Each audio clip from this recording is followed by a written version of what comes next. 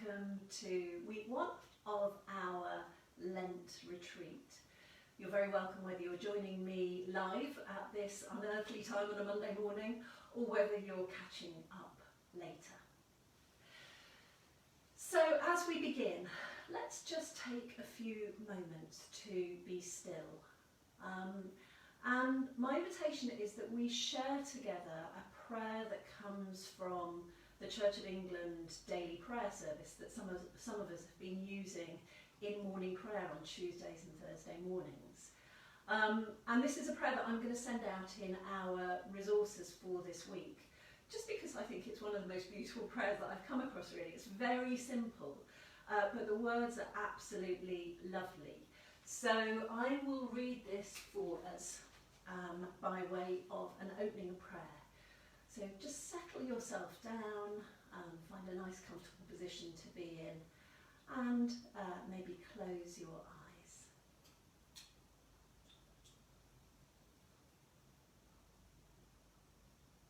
And becoming aware that we are meeting in the presence of God,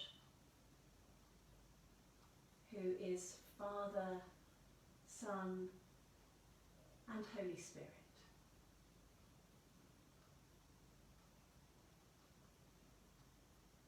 The night has passed, and the day lies open before us. Let us pray with one heart and mind.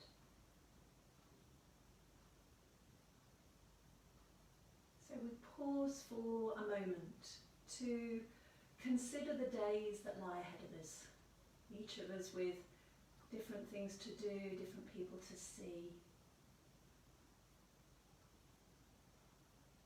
Perhaps just taking a moment to commit everything that this day holds to God.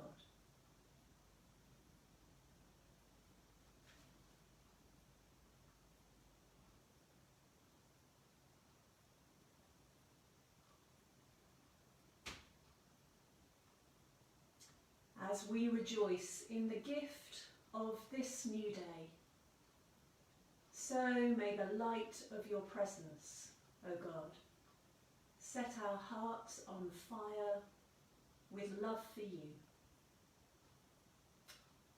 Amen.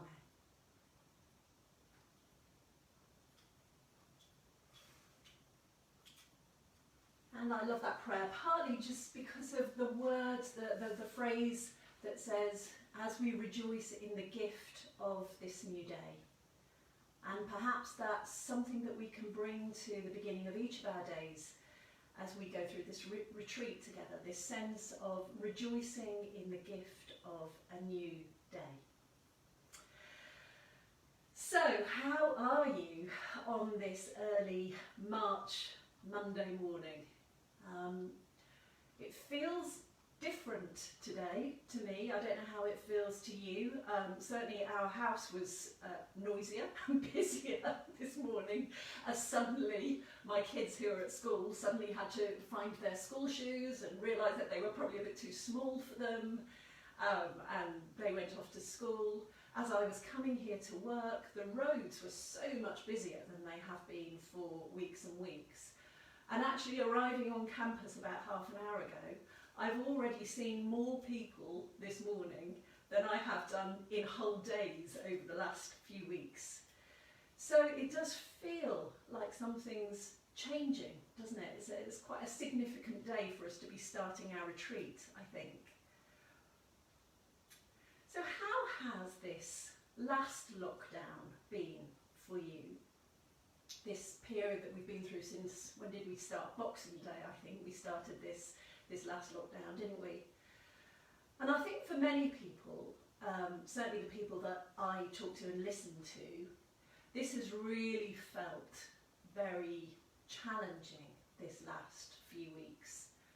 And I think that's in part, well, partly because we're tired of this now, aren't we? But I think in part also because we are really linked in a way that maybe we don't give much attention to usually. We're really linked to seasons and light levels, and I think there's been something about the darkness and the coldness of this last few weeks, which has felt like quite a slog, really. That's certainly how it's felt for me, and perhaps different to the lockdown a year ago, when actually, we were coming into spring. So again, interesting as we start this retreat together to think that we're moving into more light now, aren't we? We're moving into possibly sunshine, but things starting to come to life around us, the plants, crocuses and snowdrops outside the faith space here, and daffodils. And I think one of the things that people have talked about a lot through this experience of the pandemic is just starting to notice nature in a different way. And I wonder how that's been for you.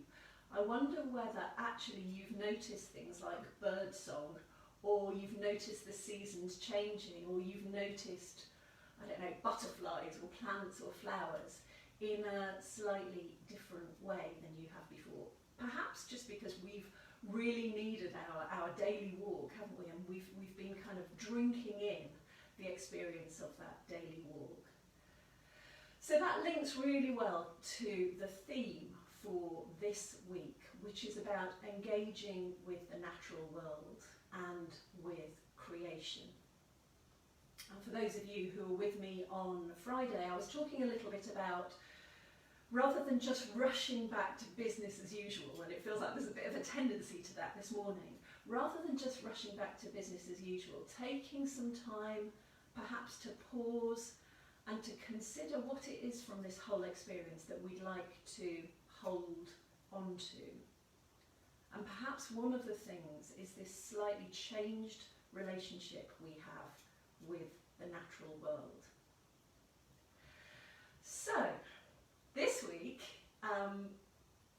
will be lovely, I hope. The invitation for you this week is simply to notice spring coming to life around us. Some of you know that I teach mindfulness, and one of the things we often talk about in mindfulness is this idea of beginner's mind, coming to things with fresh eyes, experiencing things almost like they were for the first time. So my invitation for you this week is to get outside, to look, to see, to hear, to listen to what's around you. But to do it with that idea of beginner's mind, almost kind of trying to rekindle that sense of wonder that children often have, especially young children. When my kids were smaller, the primary school that they went to was just the other side of Park Campus, so our morning walk to school took us through the campus. And my boys were always wanting to stop and pick up a leaf, or climb a tree and the tree turned into a rocket, or notice, a snail on the path or something like that. But we were always late. So I was always kind of dragging them along, trying to get them to school on time.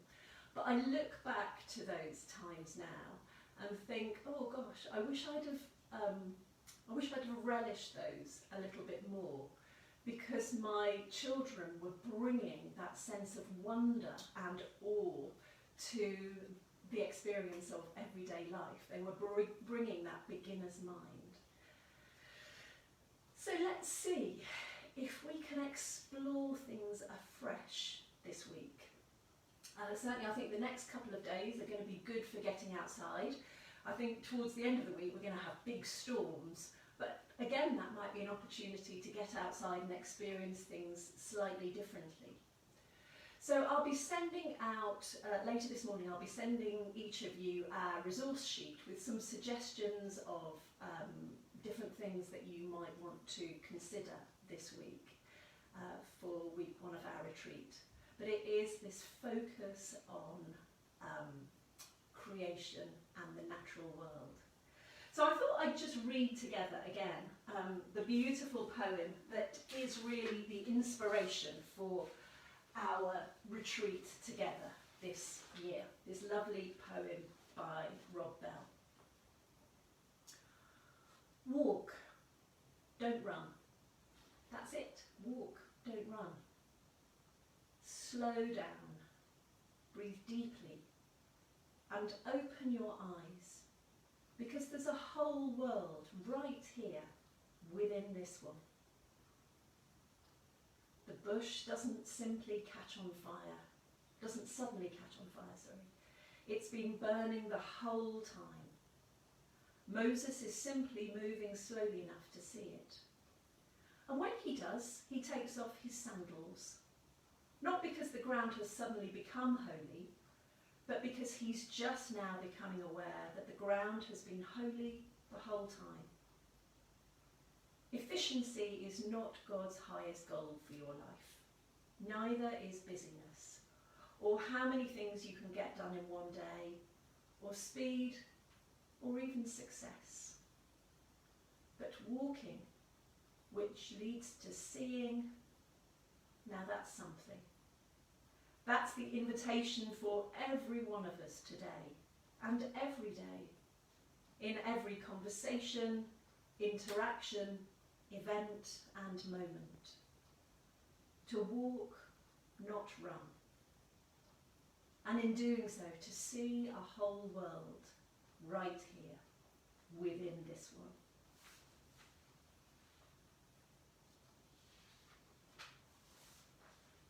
I was reading the other day about the Buddhist monk that some of you might have come across, who's called Thich Nhat Hanh. Thich Nhat Hanh, fantastic name. And he says this, he's got this lovely phrase. He says, walk not to arrive, but instead walk as if you were kissing the earth with your feet. Isn't that lovely? Walk as if you were kissing the earth with your feet.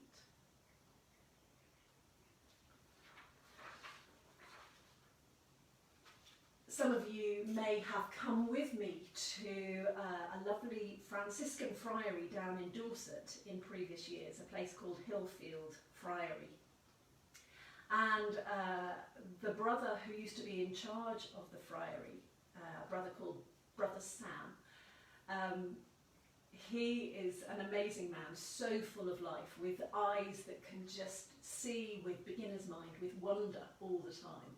And for a reason why, which I won't go into now because it's a long story, I ended up going to the beach with him and a group of people one day, and it was a beautiful summer day, and it was one of the beaches on the Dorset coastline, but quite an unusual beach that almost felt a little bit like a beach on a Greek island, just a very unusual British beach.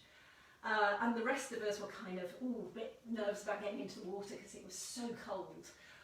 But Brother Sam just threw himself into the water with such exuberance and swam out a little way, and then looked back at us all kind of standing at the edge and grinned at us. And he said, with just this beatific smile on his face, all this and heaven too. All this and heaven too.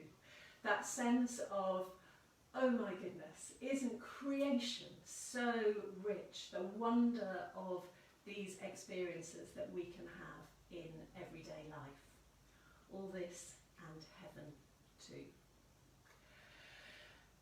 So, one of the things that I was wondering whether you'd like to have a go at this week is something called 5 Fingers of Gratitude. And this might just help us cultivate that beginner's mind that I was talking about. So it's quite a simple thing to do. Really, all you need to do at the end of each day, if you remember, maybe put a reminder on your phone to remind you to do this, is just sit quietly at the end of the day and let your mind just kind of move back over the day that you've just had. So you're not doing it in any kind of very structured way, but just let some of the events of the day play in your mind's eye. And all you need to do is to try and count off 5 things in your day that you feel grateful for. And kind of the trick of this is really to focus on some of the very small things rather than looking at the bigger things. So just as you sift through your day, what are some of the small elements in your day? Perhaps something that you've seen or heard or tasted, or maybe that someone said to you. Just try and find 5 things in your day that you feel grateful for. And then simply to give thanks to God for those 5 things. So we are nearly done, and I will let you get on with your days. But I thought we would finish by me just reading something that picks up on this theme of holy ground, which is our overarching theme for the whole of the retreat. And this is by a wonderful writer that some of you might have come across, a writer and speaker called Brian Draper. And he wrote this a little while ago. It really ties in well with that Rob Bell poem. Let's not rush if we can help it. We've paused just long enough collectively to start to wonder, perhaps, if that bush might still be burning. That all this clean air is a miracle to breathe. That the stars really are so bright. That there is life in the loving kindness of community, whether dispersed or locked in. That this is holy ground beneath our feet. This flat or house, this university, this grass or pavement, this routine, this very place where we find ourselves today. God may indeed be here, kneeling to bless, shining his face, asking only that, having come this far, we might take off our shoes, enter in, and dare to be here too.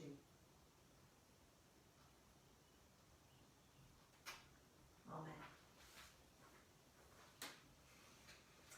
So I pray that this week will be a time of connection for you, connection with God's created world, that there'd be moments of pause and moments of wonder. And see you back here next week, but keep an eye out for Chaplain's Chatter, which will be on Wednesday, and do join us on Tuesday or Thursday morning if you'd like to for morning prayer. I'll be sending out the link to that later. Peace be with you.